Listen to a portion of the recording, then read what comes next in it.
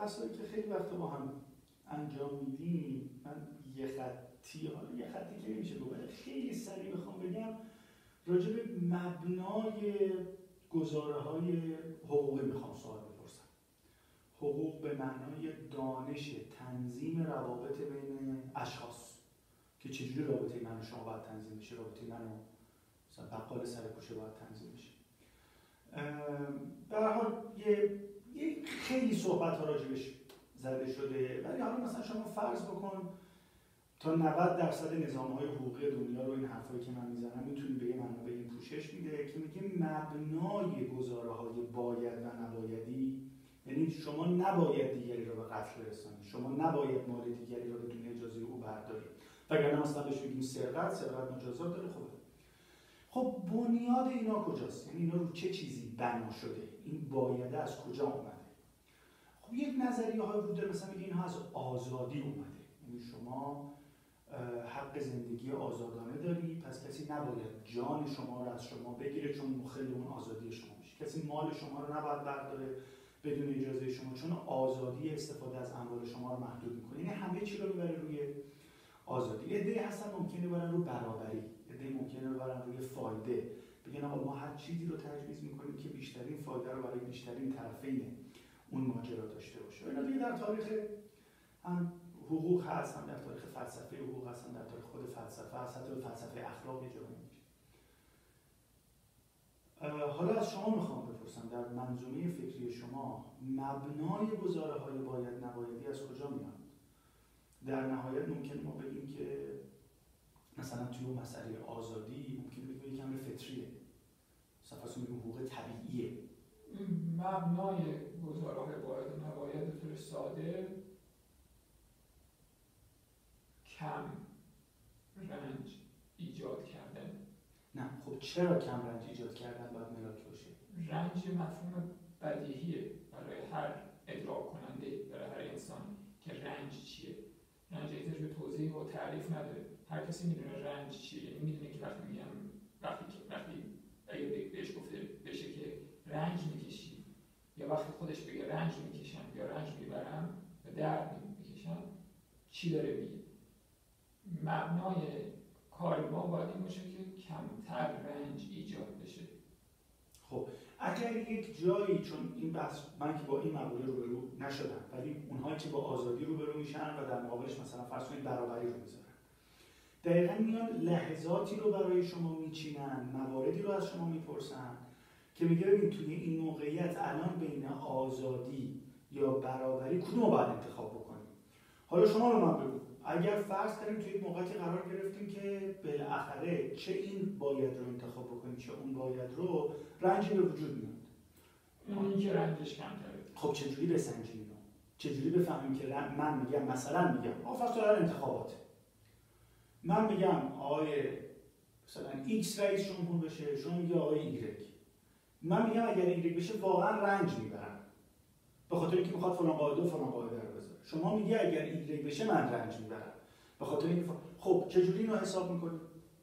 حالا میشه دعوای بحث فکر کنم جداگانه که شاید من نتونم یه رأی خیلی درست و حسابی هم توش بگم، ولی مبنا باید این باشه که در چه حالتی رنج کمتری ایجاد میشه. این تشخیص، حالا ممکن تشخیص افرادم در این زمان متفاوت باشه ولی این باید مسیر ما باشه. آره.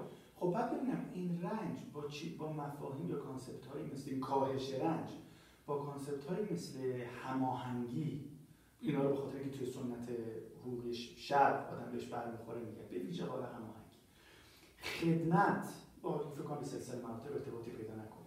آیا با اینها ارتباطی داره؟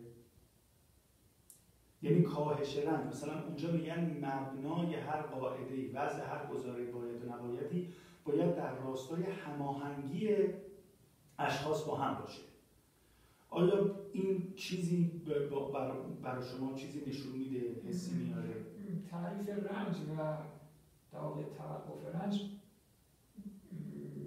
یه امر اولی‌تری هستش، یعنی قبل از اینکه بخوایم بگیم که با هماهنگی با دیگران یا هماهنگی با ساختاری میخونه یا نمیخونه، میتونیم بگیم که خود هماهنگی آیا باعث کاهش رنج یا باعث افزایش رنج و برای این مبنا ببینیم که هماهنگی خوب است یا بد. این باز دوباره ملاک همه چی. خب نسبت به آزادی چی می‌خوایم بگیم؟ آیا با حد اکثری کردن آزادی برای افراد ما با کاهش رنج روبرو نیستیم؟ به نظر میاد که شما مثلا بخواید بگید توی مثال میگم نظام حقوقی مثل نظام حقوقی فرانسه ما تو مسیر درستی نیستیم. اولا برداشت من درسته که شما مثلا بخواید بگید که آقا جامعه فرانسه اون جامعه‌ای که باید باشه نیست دیگه، احتمالاً مثلا بخواید بگید دنبال بالاخره لذت مفهوم رنج اون چیزی که مفهوم واقعیش هست در یه سطحی عمیق‌تر از اون آزادی‌ها و یا غیر آزادی‌های اجتماعی در واقع تعریف میشه. منظور ما از رنج اون رنجیه که به طور اساسی افراد زنده میبرن و در باش درگیرن. البته که وقتی که فرد زنده هستش ممکنه در تعاملش با دیگران هم رنج رو ایجاد بکنه و شما سوالتون در مورد تعامل با دیگران، در قواعدی که در مورد تعامل با دیگران خلاصه باید بهش فکر کرد و معیارش رو سنجید که اونجا هم من همین پاسخ میدم، یعنی در تعامل با دیگران باید دید که چقدر رنج کمتر ایجاد میشه، چجوری رنج کمتر ایجاد میشه، در چه تعاملی کمتر ایجاد میشه. حالا آزادی آیا همسو هست با این روی کرد؟ آیا همسو هست، بخاطر اینکه شما اگر دیگران رو آزاد بذاری به هر حال یعنی اینکه آسیبی داری بهشون نمیزنی، چون آزاد گذاشتی که هر کاری که میخوام بکنن و از این نظر داری رنج کمتری ایجاد میکنی. آیا راه توقف رنج رو باید نشون داد و بقیه رو محدود کرد به اینکه باید این راه رو بریم؟ نه، نباید محدود کرد، ولی چرا باید نشون داد و نشون دادنش کمک میکنه به کم شدن رنج؟ آره کمک میکنه، ولی انتخاب با خود ادراک کننده ها، با خود انسان ها هست. خب و از این رو آزادی کمک کننده این پروسه میتونه باشه. اگر یه جامعه آزاد باشه بهتره از اینکه یه جامعه‌ای خلاصه آزاد نباشه و به اجبار یه فرآیندهایش بخواد اتفاق بیفته. به اجبار نمیشه توقف رنج رو رقم زد. توقف رنج رو هر ادراک کننده خودش باید. الان تو ذهن شما جامعه آزاد مثلا یه جامعه داره مثلا مثلا چون میخواد بقیه سوالا با اون ادامه بده. حالا هم جامعه فرانسه رو فرض بگیریم که جامعه آزاد میشه. چرا جامعه فرانسه سراغ همچین نظری نمیاد؟ یعنی مبنای گزاره‌های باید نبایدیشون نمیذاره، تو جهلن بعد آگاهشون کرد. به همین علتی که همه جوامع در طول تاریخ و در همه جغرافیاها همین که نه ولی یه درصد زیادی شاید نمیدونم خیلی درصد زیاد شاید 90% به طرف راه توقف رنج نمیرن و همون علت هم توی جامعه هم که آزاد بذاری اگر 90% دنبال این در طول تاریخی نمیرن، یعنی فرض کنیم اون تاریخ مکتوب بشر رو من نمیدونم بگیم مثلا 2000 ساله، بگیم 1200 ساله، اونش مهم نیست، بالاخره یک قابل توجهه. چی شده پس با این ادعای اولیه شما این مشکل پیدا نمی‌کنه که میگیم یه چیز خیلی واضحه آدم‌ها باید بهش برسن؟ یعنی چطور ما الان نزدیک به مثلا حالا عددی بخوایم بگیم 190 خورده نظام حقوقی در دنیا داریم، کشور در دنیا داریم با نظام حقوقی خودشون، تقریبا مطمئنیم، حالا من مثلا فرض کنید بریم رو نمیدونم جای دیگه نمیدونم، ولی قالبش رو میتونم بگم مبنای گزاره‌های باید نبایدیشون کاهش رنج به یک معنا نیست. در واقع شاید نزدیکترین مفهوم اینه که افزایش لذت یا فایده هستا، ولی میدونم که این ربطی به نظر شما نداره که میگی کاهش رنجه.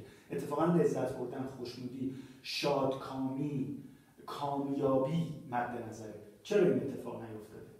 در واقع میگی که اگر رنج یه مفهوم و یه خلاصه چیز بدیهی هست، بدیهی معنی که هر کس در درون خودشون میفهمه دیگه، میفهمه ولی اینکه باید مبنای کارم کاهش رنج باشه. آره چرا علامتشون نمیده خود افراد انسان ها و حالا چون هر موجودات به طرف پایان رنج نمیرن. آره ببین دقیقاً نکتهش دیگه، اونایی که مثلا اونایی که میگن آزادی میگن چرا؟ ببین همه دنبال آزادی هستند، ولی حالا باعث محدودش کرد همه به دنبال لذت هستند، ولی ما نمیبینیم که دنبال کارش هستند. که شاید 90% افراد معتاد به مواد مخدر، اگر نمی‌دونیم 100%شون 90%شون میدونن که کار اشتباهی دارن میکنن و کار منجر به بدتر شدن حالشون دارن میکنن، ولی ترک نمیکنن و شاید این 99% کسانی که ترک میکنن دوباره برمیگردن به همون علت که ادراک میکنن که این رنجه ولی ازش بیرون نمیان و ادامه میدن به همون علت. آره ولی ایراد این مثال چیه؟ نه من کاملا حرف خوبیه، ولی ایراد این مثال چیه؟ شما یک بخشی از 8 میلیارد نفر رو اومدی محدود کردی و حالا به رفتار اونها داری استناد میکنی. یعنی تو 8 میلیارد نفر این که مثلا دلیل نبود، فقط مثال. من میخوام یه دقیقه مثال اینجا پاسخگو نیست، چون توی 8 میلیارد نفر 80 میلیون معتادن. ما الکی 80 میلیون الکی دارم میگم، مثال دارم میگم. خب اصلا همین که تو 8 میلیارد 80 میلیون معتادن یعنی غلطه. این با این استدلالی که ما داریم، یعنی آدما میدونن که سمت اعتیاد نباید برن. افراد الکلی چی؟ افراد سیگاری چی؟ همینه. اونم همینه. فکر می‌کنم الکلی‌ها بیشتر از نصفن. کسی که الکل مصرف می‌کنه توی 8 میلیارد؟ آره. نه و معتاد به الکلن؟ نه معتاد به الکل من فکر نمی‌کنم سیگاری‌ها فکر می‌کنم اینطوری باشن. سیگاری‌ها نیستن. آقا سیگاری‌ها بیش از نیمی از مردم جهان معتاد شما فقط کافیه که از نیم رد شده باشه. نه مثلا 30% چرا؟ ولی نیست. یعنی 2.5 میلیارد نفر معتاد الکلن؟ نیست. نه معتاد الکل نه همین مهمه. من میخوام بگم شما یه بخش قابل توجهی از، یعنی دو تا بردار داریم، تعداد قابل توجهی از ذهن و زمین‌هایی که درگیر یک کانسپت هستن و تاباوری تاریخیش. اصلا تاباوری تاریخی معیار نیست. نه به خاطر ذهن و زمین هاست. یعنی من دارم همین این 8 میلیارد جنگ تو تاریخ بشر آیا عمومیت نداشته؟ تعداد کسانی که درگیر جنگ بودن عمومیت نداشته. از یک جایی بعد عمومیت، یعنی کسانی که سلاح دست گرفتن و رفتن جنگیدن عمومیت نداشته. سمپاتش بودن امنیت خواهی عمومیت داشته. نیاز اول هر آدمی صیانت نفسه، بعدش افتخار. حالا مثلا تو فلسفه هابز میگن مثلا دوباره فلسفه‌اش اینه دیگه، سیاست صیانت نفس بعد افتخار. ببین پس من با مثال نمیتونم. آره نمیشه. همین رو اما یه چیز دیگه میتونم بگم. شما آیا رنج بودن پیری و بیماری و مرگ برای همه انسان ها یه چیز محرزی نیست که مرگ رنجه، پیری رنجه؟ حالا مرگ رنجه رو نمیدونم واقعا. من نیستم تو دل آدم ها. ببین فلسفه اگزیستانسیال مرگ مسئله مهمه. پیری مشخص هست یا نیست؟ اینکه یه نفر که وقتی میبینی جواب دست رفت فکر کنیم که رنجه. خب یعنی میخوام نه باری کنه چرا نیامده گزاره باید نبایدی همه حول محور ساخته بشه؟ خب اینا فقط مثاله. میخوام مثالی بزنم از این که یه چیزی که ادراک میشه به شکل بدیهی و قطعی و حقیقت مسلم در ذهن انسان و در ذهن ادراک کننده ادراک میشه به عنوان چیز منفی، اما اقدام لازم و اقدام درست برای مقابله با اون و برای اجتناب از اون انجام نمیشه و این عمومیت داره و در تاریخ هم بوده و همه جا هم همینطوره. نه خب چون یه بخشش هم به خاطر اینکه درد نیست بریم مردن کام رو دوا نباشه. خب دوایی نیست. نه خب همون دیگه. همه انسان‌ها متقاعد شدن یا متقاعد کردن خودشون یا با این جواب متقاعد شدن به خاطر نادانی، به خاطر اینکه راه حل آشکار نشده و دیده نشده و فهمیده نشده. اون چیزی که راه حل نیست رو به عنوان جواب در نظر گرفتن و گفتن همینه، ما باید تسلیم باشیم و همینی که هست، غیر از این نمیتونه باشه و تسلیم شدن.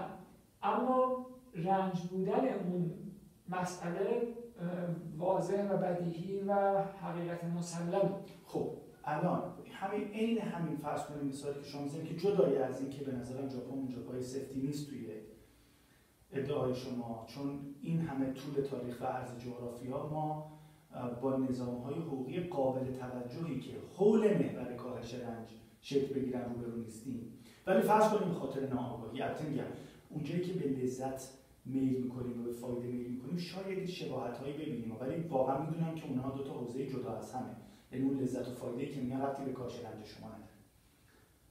عین همین ادعا رو طرفداران فرض کنیم بنیاد آزادی در مغرب زمین دارن که کسانی که مقابل آزادی فردیت نیستن این نسخه شفابخش رو درک نکردن. عین همین استدلال رو هم در سنت حقوقی اسلام داریم که کسانی که پیروی از رسول رو نه خب چرا باید حرف شما رو قبول بکنیم حرف اونها رو قبول نکنیم؟ شما تاییدش می‌خواید ما رو دعوت بکنید که بیایید این مسیر رو ببینید که خوبه. اونا هم همین رو گفتن. همه ذهن و ضمیرها در طول تاریخ با همه این ارائه‌ها روبرو شدن. امروز که داریم نگاه می‌کنیم ادعای من فرضیه من اینه یا فرضیه منم این نیست، از طرف کسانی این صحبت رو می‌کنن. میگن آقا به تکافؤ ادله رسیدیم. شما همه گفتنی‌ها رو گفتید، مسلمانان همه گفتنی‌ها رو گفتن، لیبرال‌ها همه گفتنی‌ها رو گفتن، فایده‌گران همه گفتنی‌ها رو گفتن، ذهن و ضمیرها شنیدن و حالا که نگاه می‌کنیم می‌بینیم 1/3 کره زمین اون رو انتخاب کردن، 1/4 کره زمین رو انتخاب کردن و خب همینه دیگه، یعنی اینا کارکرد داره. خب چرا ما باید حرف شما رو قبول کنیم؟ یعنی ممکنه بگی دیگه استدلالی نیست، ممکنه بگی ابزار معرفته درک منظومه فکری من منطق نیست، باید به شهود بکنیم. نه من نمیگم باید به شهود کنیم. من در مرحله اول بگم که با این قضیه مشکلی ندارم که مثلا فرض بکنید 1/100 انسان ها چیزی که حالا ما داریم میگیم، یعنی مثلا آموزش داره میگه رو انتخاب میکنن و بقیه انتخاب نمیکنن. من شروع کردیم اینکه هر کسی خودش اینو درک میکنه، میگم باشه اون که همه درک میکنن منجر به این چیزی که شما میگید لزوما نمیشه اینم خروجیش. خب اینو میخوام بگم هر کسی در وهله اول ادراک میکنه درستیشو، ولی اینکه گام بذاره برای رسیدن به حلش متکی به پارامترهای دیگری هست. فقط ادراک کردن اینکه یه چیزی بدیهی هست کافی نیست، باید چیز دیگه‌ای هم باشه در فرد، در ذهن فرد تا گام بذاره و وقتی گام گذاشت بازم باید پارامترهای دیگه‌ای پشتیبانی بکنن تا به نتیجه هم برسه. مثل اینکه بازم بحث اعتیاد، مثل اینکه همه معتادان درک میکنن که اعتیاد رنج و مشکل رو باید حل بشه، اما مثلا 10%شون گام میذارن در راه ترک. چرا 10% گام میذارن؟ اون کسی که ترک کرده و خلاصه اومده بیرون از اعتیاد مشکلی نداره با اینکه 90% دیگه نمیکنن. میگه خب اونا نتونستن یا نمیخوان یا انگیزه‌شو ندارن یا هر چی، ولی این خلاصه دخلی به من وارد نمیکنه که اونا نمیکنن این کارو و منم اوکی ام با این قضیه. 10% میکنن، خب 10% میکنن به خاطر اینکه 10% یه سری اون پارامترهای دیگر رو هم دارن، مثلا انگیزه، مثلا اراده، مثلا حافظه درست و یادآوری روشن از زمانی که معتاد نبودن مثلا دارن و میدونن که اون زمان خوبی بود، یا شرایط دیگه انواع اقسام چیزا دارن که اون 10% گام میذارن. منتها اون 10% هم مثلا فرض کن 5%شون موفق میشن. چرا اون 5% دیگه موفق نمیشن؟ بخاطر اینکه باز یه سری عوامل دیگه از جمله وابستگی به اعتیاد، وابستگی به دنیای مواد دوباره اینا برمیگردن. نمیذاری که همونقدر که واضحه که کاهش رنج مورد خاص هم هست و درونش هست، چیزهای دیگری هم هست که اتفاق کنار میزنه. علت جمع نشدن عوامل دیگه نیست، علت فطریات دیگری است که نیازه. مثلا فرض کنید شما تهش میخواید برسید به اون نقطه، حالا من درست اینا رو فهمیده باشم دیگه، ایست مثلا، خب که خب مثلا آقا دیگه هیچ رابطه جنسی هم توش نیست. خب چرا میل آدمی به جنس مخالف که شما انکار میکنه که این فطریه؟ نه، این لذت از غذا خوردن شما انکار میکنید که این فطریه؟ اینجا وجود داره که رنج درسته که بدیهی هست برای همه، اما در واقع همش بدیهی نیستش. همش در آغاز به عنوان رنج دیده نمیشه و همین مسئله در مورد اعتیاد اینا هم هست. یعنی یه فرد معتاد درسته که میگیم که درک میکنه که اعتیاد رنجه، منتها ممکنه اون در 90% اوقات در 90% یا 99% از تجربیات اعتیاد میگه که نه این خوبه، این راه درستی دارم میرم، این راهش همینه، این موادی که مصرف میکنم. با غذا خوردن مثال بزنید، شما با مثال اعتیاد حالا خب از لذت جنسی اینا هم در واقع مثال انگوش جای خوب گذاشتی. یه چیزی که همه انسان ها در واقع همه انسان هایی که به روشن ضمیری نرسیدن این ادراک رو دارن که این چیز خوبیه، این 100%ش خوبه. حتی نمیتونیم بگیم که یه چیزی شبیه مواد مخدره. خود که معتادترین معتادا به مواد مخدر هم 100% تو ذهنشون وجود داره که این اشتباهه، اما ناروشن ضمیران 100% هم تو ذهنشون وجود نداره که لذت جنسی چیز اشتباهیه و اگر ازش اومده باشه آدم بیرون وارسته است و بهتره. این فقط وقتی که تجربه اول روشن ضمیری اتفاق بیفته دیده میشه و فهمیده میشه که لذت جنسی هم یه چیزی تو همون کاتگوری اعتیاده و یه چیزی در کاتگوری رنج، یه چیزی در طبقه بندی رنج. خب میگم این خیلی اما یعنی قابل تأمل روش، یعنی همه ناروشن ضمیران هم با تأمل کردن میتونن نزدیک بشن به این ادراک، نزدیک بشن به این حرف، نزدیک بشن به این ذهنیت که این یه چیزیه که عامل رنجه، یه چیزیه که داره رنج رو ادامه میده، یه چیز اشتباهی توشه، یه چیز اشتباهی توی این لذت جنسی هستش. با تأمل کردن روی سخن روشن ضمیران قابل ادراک هست این قضیه، اما ادراک کامل و درست و قطعیش موقعی که به ثمره اول روشن ضمیری برسید. به این علت یعنی میخوام بگم رنج در عین اینکه یه مفهوم بدیهیه ولی همش بدیهی نیستش و به همین خاطر هم هستش که در واقع علت اصلی این که اکثر انسان ها انتخاب نمی کنن و به این راه نمیان اینه که همش قابل ادراک نیست. در واقع قضیه اینه که اون رضایت و خرسندی که لذت به انسان میده تا موقعی که ثمره اول روشن ضمیری برای فرد اتفاق نیفتاده باشه، فرد ادراک نمی‌کنه که این رضایت و خرسندی یه اصلی داره، یه نسخه اصیلی داره و این رضایت و خرسندی که من از لذت جنسی میبرم نسخه فیکشه.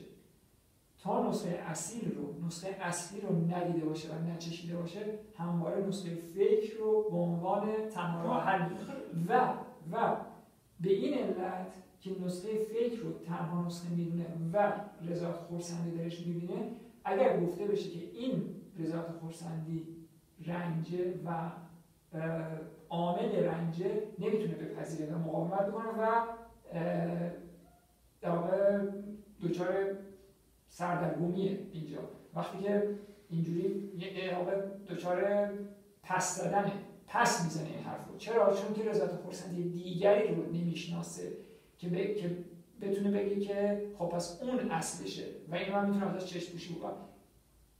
دومی سراغ نداره، فقط یه چیز رو سراغ داره و شما دارید میگین همین یه رضایت خرسندی رو ما ازش میخوایم بگیریم.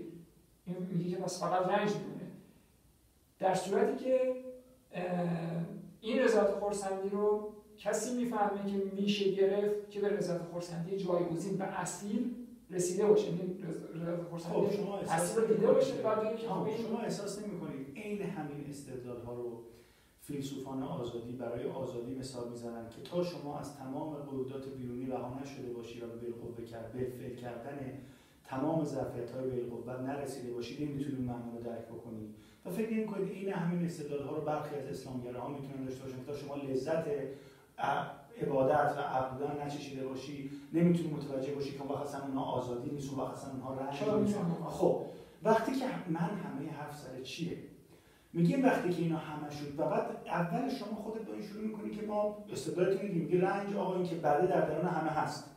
دقیقاً میل به غذا خوردن در درون همه هست. و شما یه جایی بعد میگی نه اگر با من همراه بشی به اون نقطه برسی میفهمی که میل به پیتزا خوردن ساعت 8 شب مثلا، حالا پیتزا نگی، مثلا گوشت کباب بره خوب سالم بیو که مثلا سنگینت هم نمیکنه، مثلا باعث دم کردنت هم نمیشه. نمیتونی خب اونم همینو میگن، اینا هم همینو خب میگن. میگن. خب وقتی که ما این رو میگیم همه حرفا هم زده شده، آیا فکر نمی‌کنه حوزه نفوذی که خیلی تعیین کننده است؟ یعنی میزان ذهن و ضمیری که درگیر شده، یعنی میخوام بگم ما همه اینا رو عرضه کردیم، حالا یعنی همه داشتیم حرف میزدیم، رفته توی ذهن و ضمیرها و توی 8 میلیارد نگاه میکنه. آخه ما میگیم که ذهن و ضمیرها همه بیمارن، همه. خب اونا هم همینو میگن. اونا که شما میگی مشکل نداره تو اونا این دریا میگن. آره. اوکی. نه خب بس به کجا قرار برسیم؟ شما میگی قرار نیست به جایی برسیم. یعنی شما مثلا شبیه، مثال دارم میگم ها، شبیه مثلا لیبرتاریان ها یا یوتیلیتاریان ها میگید آقا همینه دیگه، ما اینو انقدر میگیم و هر کی هم بیاد توی مسیر تجربه کنه میفهمه که اینه. و ما اصلا نمیگیم ما انقدر میگیم، ما میگیم که اصلا جهان جوری نیستش که اصلا کسی بتونه تعیینش بکنه که به کدوم طرف باید بره. این اتفاق داره میفته تو طبیعت و یه مثل اینه که مثلا میگه که چرا داره خورشید یه زمانی از ستاره معمولی به غول سرخ تبدیل میشه و بعد منفجر میشه. نه شما میگید جامعه بشری داره به این سمت میره، یا اصلا جامعه بشری اینقدر مهم نیست، هستی داره. اصلا هستی داره، یه در واقع برای جامعه بشری کره زمین هم مثلا یک اپسیلون از هستیه و وقتی من نشون بدم که هستی به این سمت نیست، میگه اصلا این که یعنی جامعه بشری به این سمت نیست، میگه این که اصلا یه چیز کوچولویی هستن که اصلا مهم نیست. اصلا نه اصلا نه مهم نیست یا مهم هست. این اون عدده اصلا انقدر بزرگه تو ذهن ما، اصلا چرا بزرگ، اصلا چرا بزرگی فکر بکنید؟ نه شما میگید هستی به این سمت، هستی به این من جامعه بشری که میگم نه به این سمت نیست. هستی به سمت ادامه یافتن رنج، هستی به سمت و اصلا همین هستش که تا الان ادامه پیدا کرده، از بی‌آغاز تا الان رو همین روال رفته جلو که رسیده به اینجا و رو همین روال میره جلو تا بی‌پایان. و مسئله اینه که کی فرد هوشیار بشه به رنج و ادراک بکنه که چه اتفاقی داره میفته و پا پس بکشه. و پا پس بکشن اتفاق نمیفته برای بقیه، خودش پا پس بکشه تموم میکنه، در اونجا رنج متوقف میشه. ولی به این معنی این اتفاق نخواهد افتاد که یک زمانی جهان متوقف بشه. جهان متوقف نمیشه. جهان اگر قرار جهان متوقف بشه قبل از این متوقف شده بود، از بی‌آغاز داره میاد تا بی‌پایان هم میره، هیچ وقت متوقف نمیشه. و حالا شما خب سطح شکر خدا هستی مسطح خیلی کره زمین و جامعه بشری و نظام‌های حقوقی گزاره‌های باید نبایدی، آیا جامعه‌ای هستش که ما الان توش مثلا میگیم گزاره‌های باید نبایدی، حالا بذاریم قانونی از دل کاهش رنج در میاد، مثلا توی سریلانکا یا برنه احتمالاً با همچین مواجهیم یا نه اصلا همچین چیزی نیست؟ مثلا میگم ساعت 6 بعد از ظهر بعد غذای خورده نباید شود چون موجب رنج میشود. نه باید نبایدی که در خصوص جامعه و در خصوص تعامل با دیگران در واقع باید در واقع تصورش کرد. فکر می‌کنم با هم مفهوم آزادی میپوشونه همشو. اون که آزادی هر کسی آزادی دیگری رو خلاصه بهش آسیبی نزنه، دیگه بقیه‌اش به خود فرد و انتخاب خود فرد بستگی داره که میخواد به راه رنج رو ادامه بده یا میخواد راه رنج رو ادامه نده.